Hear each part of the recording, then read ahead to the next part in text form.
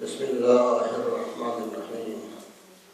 الله أكبر الله أكبر، لا إله إلا الله والله أكبر الله أكبر ولله الحمد الله أكبر على ما هدانا وله الشكر على ما أولانا. سبحان الله الذي ابتلى البرايا بأنواع البلايا لئلا يبتغوا الجزاء ولتحسن العطايا، فبعث الرسل ونصب الخداة خير السبل ضعيفة الحالات قوية عزائم النيات، ولو شاء لجعلهم أولي قوة شديدة فظلت الأعناق لهم خاضعين وحفظت لهم ألنحة المستكبرين. الله أكبر الله أكبر ولله الحمد الله أكبر على ما جعل عظمة الاختبار والبلاء سببا لمزيد المصوبة والجزاء، فحشر الخلائق بأجمعهم بأحجار وجدران لا تضر ولا تنفع ولا تبصر ولا تسمع، ابتلاء عظيما وامتحانا شديدا. ولو أراد الله سبحانه أن يزرع بيت الحرام والمشعر العظام بين جنات وأنهار سهل وقرار لكان قد سخر قدر الجزاء على حسب ضعف البلاء. الحمد لله الذي وضع ببكة بيتا مباركا وهدى للعالمين وجعله مثابة للناس كافة ومامنا للعاكفين والبادين. اعلموا عباد الله في مثل هذا اليوم العظيم ابتلى الله إبراهيم الخليل بذبح ولده إسماعيل، فرأى الخليل عليه السلام في المنام وهو بين الركن والمقام إنه لولده ذابح ولدمه صاعق، فانتبه عليه من رقده مرعوبا ومن منامه مرعوبا، وقال لابنه يا خير البنين يا سلالة البنين إني أرى في المنام حيانا أني يذبحك قربانا فانظر ماذا ترى يا سيد الورى. فقال يا أبت افعل ما تؤمر ستجدني إن شاء الله من الصابرين. فإذا رأيت مني الأوداج فأرى لك الدمع السجاج فاحسبني عند الله فرضا إذ جعل الله ذلك عليك فرضا، وثم أصابك أن تميل لئلا ترى شفيقة أمي، واقرأ عليها بسلامي منيعا وأرجو إليها قميصي مصليا وقل لها إن ابنك نقله مولاه الكريم إلى دار الخلد والنعيم. فلما انتهت مقالته وانتهت وصيته شده الخليل شدا وثيقا وارجعه إرجاعا رفيقا، فأقبلت الطير عليه عاكفة وأصبحت الأرض والجبال راجفة والملائكة متضرعة والوحوش متسرعة والسماء من فوقهم تضج والأرض من تحته تضج، رحمة للطفل الصغير وتعجبا من صبر الشيخ الكبير. فلما قدر الله صدق نيته وإخلاص تقيته وقوة صبره عند بليته نادى يا أرحم الراحمين يا إبراهيم صدقت الرؤيا إنك بالغ نجزي المحسنين إن هذا لهو البلاء المبين. وفديناه بذبح عظيم فنادى عند ذلك الخليل بالمدية إلى ما أتاه به جبرائيل من الفدية، فذبحها قربانا وجهر عليها بسم الله عيانا فأجرها الله في عقبه سنة أكمل عليهم بها المنة. الله أكبر. الحمد لله الذي تفضل علينا بالإنعام والإكرام وارزقنا من بهيمة الأنعام. وصلى الله على سيدنا محمد بن الذبيحين المبعوث على كافة الأنعام وعلى آله الكرام ما دام عهد العيد وحج بيت الله الحرام. ألا إن هذا اليوم يوم قد جرت السنة بإراقة دم سائل تكون غالية أسمانها كاملة في أركانها فإذا وجبت حبوبها فكلوا منها واطمعوا القوة وأطعموا القانح والمعتر كذلك سخرناها لكم لعلكم تشكرون إن أحسن الحديث وأبلغ الكلام كلام الملك الأعلام أعوذ بالله من الشيطان الرجيم بسم الله الرحمن الرحيم إنا أعطيناك الكوثر فصل لربك وانحر إن شانئك هو الأبتر اللهم صل على محمد وآل محمد اللهم صل على محمد وآل محمد اللهم صل على محمد وآل محمد. آج کا یہ دن آپ تمام مومنین کو ہماری طرف سے مبارک. خدا تعالیٰ ہمیشہ ایسے خوشیوں کے دن آپ کی زندگی میں لاتا رہے اور شاد و آباد رکھے. یہ دن کہ جو آج عید کا دن ہے اس کا سبب تمام مومنین کو معلوم ہے کہ یہ عید کس لیے منائی جاتی ہے. حقیقت یہ ہے کہ اسلام مسلسل قربانیوں کا مذہب ہے. اسلام کے اندر کہیں وقت کی قربانی دی جاتی ہے, کہیں مال کی قربانی دی جاتی ہے, کہیں جان کی قربانی دی جاتی ہے. اسلام بنا ہی سلم سے ہے اور اس کے معنی ہے گردن جھکا دینے کے سر تسلیم کو خم کر دینے. اسلام حضرت آدم علیہ السلام سے ہے اور اسی وقت سے قربانیوں کا بھی سلسلہ جاری ہے. جیسا کہ حضرت آدم علیہ السلام کے دونوں بیٹوں کے اندر نزاع ہوئی اور انہوں نے آپس میں یہ طے کیا کہ قربانیاں پہاڑ کے اوپر رکھ دیں, تو اس میں جناب حابیل کی قربانی کو قبول کیا گیا اور جناب حابیل نے وہ بکرا جو بھیڑ بکریاں جو آپ چرایا کرتے تھے انہی میں سے ایک اچھا خاصا موٹا تازہ بکرا قربانی کے لیے رکھا. اور زمانے میں یہ دستور تھا کہ آگ کا شعلہ آتا تھا اور جس کی قربانی قبول ہوتی تھی اس کو وہ اٹھا لیتا تھا یا جلا لیتا تھا. تو حضرت آدم کے زمانے ہی سے قربانیاں ہیں اور اس لیے بعض روایتوں میں یہ بھی ہے کہ وہ دمبا کہ جو بجائے اسماعیل کے آیا وہ وہی دمبا تھا کہ جناب حابیل نے قربانی میں پیش کیا تھا.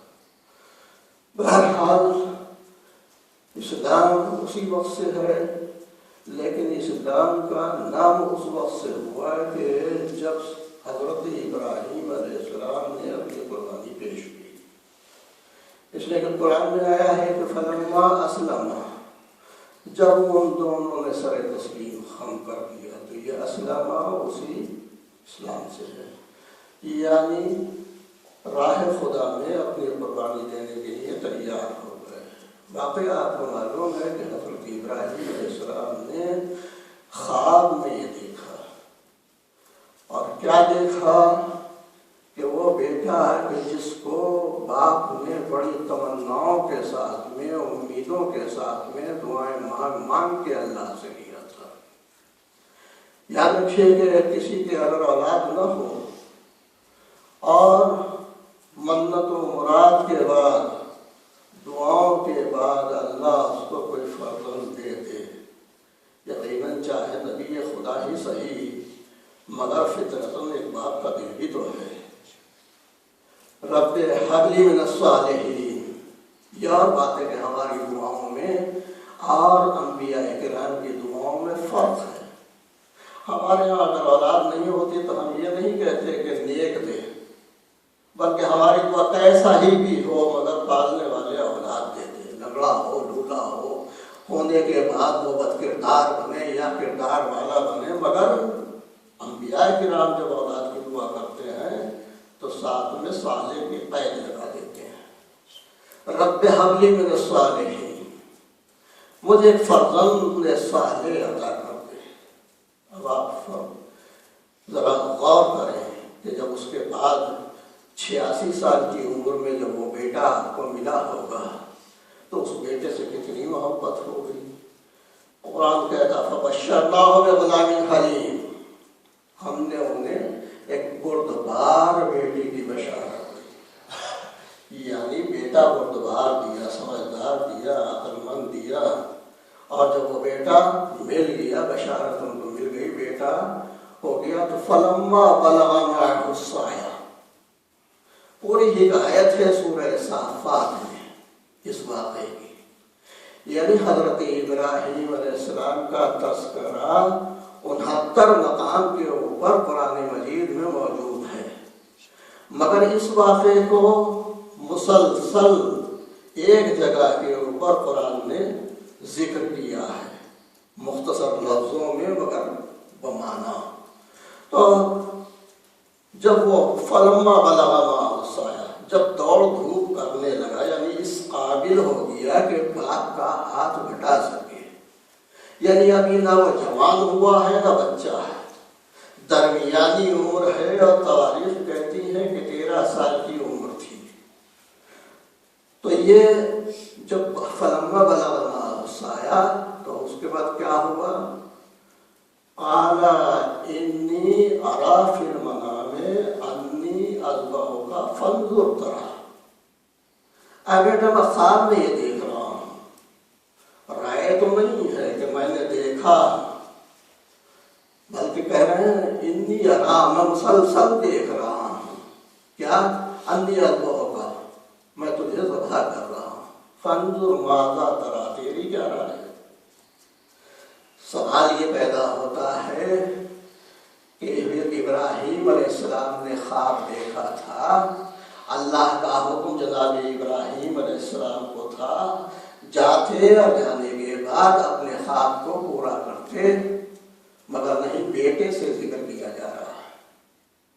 کیوں کیا جا رہا ہے؟ تاکہ جو اللہ کی طرف سے حکم ہو آیا ہے اس میں بیٹی کی رضامندی بھی شامل ہو جائے، اور جو اس قربانی کا ثواب مجھے ملنے والا ہے صرف میں اکیلا نہ لوں بلکہ میرے بیٹے کو بھی ملے۔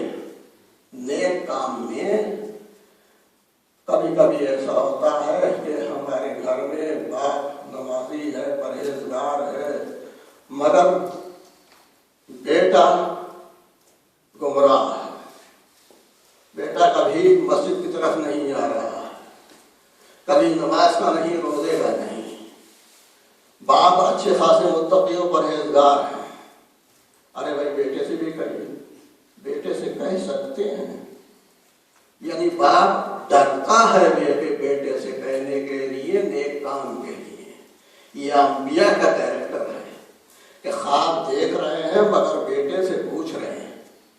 اور پھر دوسری چیز یہ ہے کہ ہم تو خواب کو خواب کہہ کے نظر انداز کر دیتے ہیں، مگر یاد رکھیے یہ خواب بھی وحی کی اقسام میں سے ایک قسم ہے، اور یہ ایک ادنا قسم ہے۔ وحی کبھی فرشتے کے ذریعے سے آتی ہے، کبھی خواب کے ذریعے سے آتی ہے، کبھی الہام ہوتا ہے، تو اتنی معمولی کہ فرشتہ نہیں آتا، مگر یہ نبی کا کردار ہے کہ خواب میں بھی وہ سمجھ رہے ہیں کہ یہ بھی حکم خدا ہے، ہمارا خواب خواب نہیں ہے، چاچے بیٹے سے کہہ دیا جاتا ہے فانظر ماذا تری، تو تیرا کیا خیال ہے؟ قال یا ابت افعل ما تؤمر، بیٹا بھی سمجھ رہا ہے کہ یہ بات کا خواب خواب نہیں ہے بلکہ امر الہی ہے، لہذا بیٹے نے کہا بابا پھر دیر کیا ہے، آپ اس حکم کو بجا لائیے، اور ستجدنی انشاءاللہ من الصابرین، آپ مجھے صبر کرنے والوں میں سے پائیں گے۔ یعنی حضرت اسماعیل علیہ السلام یہ جانتے ہیں کہ صرف یہ ہمارا ہی صبر نہیں ہے بلکہ صابرین کی ایک پوری جماعت ہے جس میں ہمیں شامل ہونا ہے۔ آپ مجھے صبر کرنے والوں میں پائیں گے۔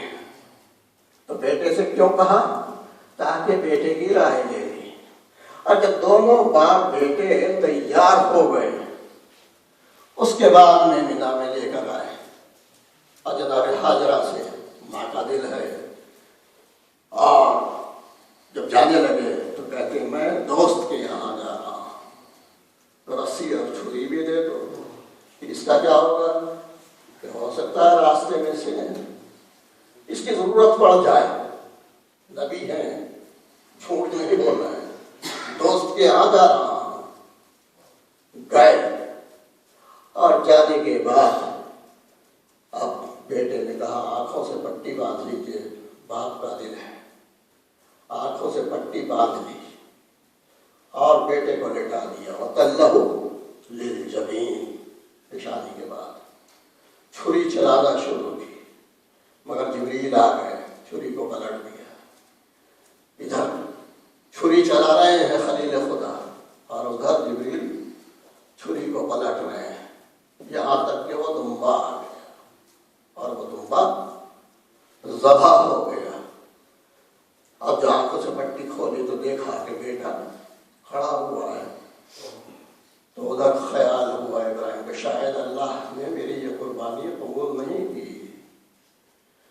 فَنَادَيْنَاهُ يَا إِبْرَاهِيمُ، تو اس وقت اللہ نے پکارا ہے ابراہیم، اصدقت الرؤیا، اے ابراہیم تم نے خواب کو سچ کر دکھایا۔ یعنی خواب میں کیا دیکھا تھا؟ خواب میں یہ دیکھا تھا کہ تم ذبح کر رہے ہو، یہ نہیں دیکھا تھا کہ بیٹا ذبح ہو گیا ہے۔ لہذا جتنا خواب دیکھا تھا تمہارا بس اتنا ہی امتحان تھا، اس میں تم کامیاب ہو گئے۔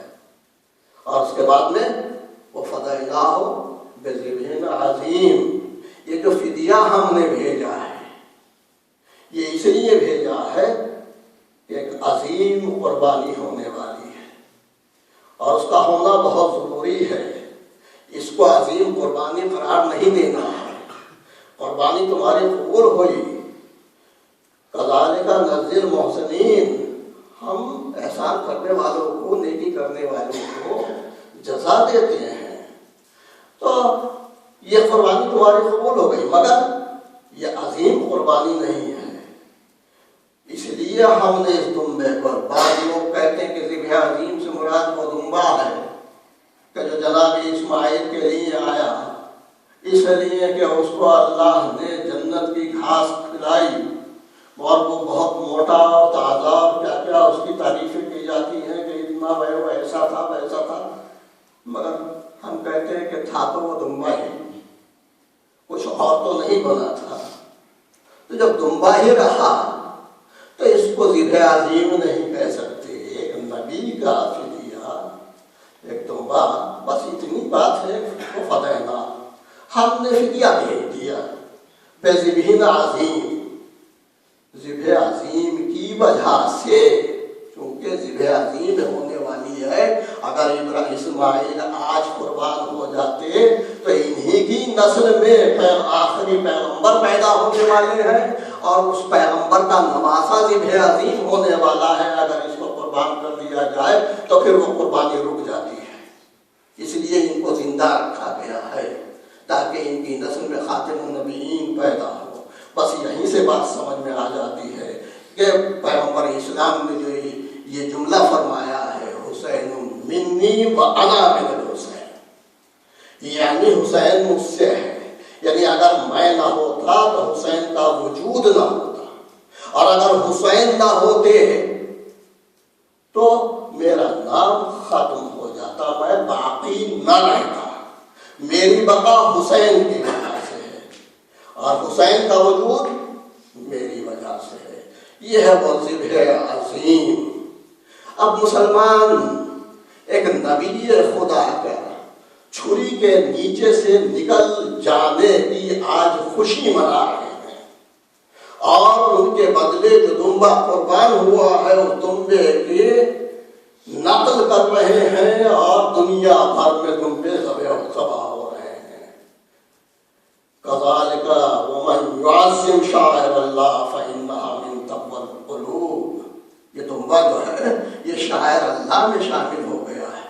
اور یہ جو دنیا بھر کے اندر دنیا کو وہ ہو رہے ہیں ان کو بھی شاعر اللہ کہا جاتا ہے۔ یعنی کسی نبی ذاتے سے اگر کوئی چیز منسوب ہو جائے تو وہ شاعر اللہ میں شامل ہو جاتی ہے۔ تب کیوں نہ وہ عظیم قربانی جو کربلا کے اندر دی گئی ہے اس سے جو چیزیں منسوب ہو جائیں وہ بھی سب شاعر اللہ میں ہے اور ان کا احترام تقوی قلوب ہے۔ تو اس لیے آج یہ عید منائی جا رہی ہے کہ ایک نبی زادہ چھری کے نیچے سے نکلا ہے۔ تو اگر ایک نبی زادے کے چھری کے نیچے سے نکل آنے اور زندہ و سلامت رہ جانے کی عید بنائی جا سکتی ہے تو پھر یہ کیسا فلسفہ ہے کہ ایک نبی زادہ اگر کربلا میں شہید ہو جائے تو اس کا غم نہ منایا جائے، اس کی خوشی منائی جائے۔